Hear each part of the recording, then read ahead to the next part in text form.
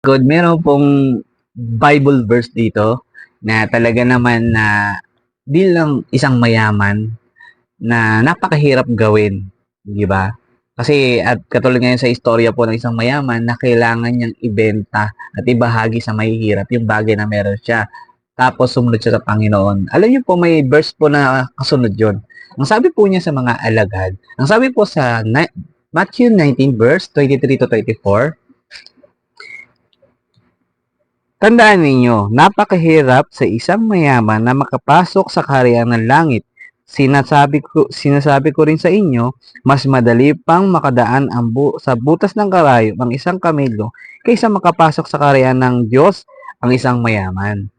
'Di ba? Itong verse na to na sinasabi talaga na kung ikaw ay mayaman, kung ikaw ay isang tao na talagang napakadami mong na-achieve sa buhay, na hindi dahil yan sa pagsunod sa Panginoon, mahirap para sa iyo na bitawan 'yan.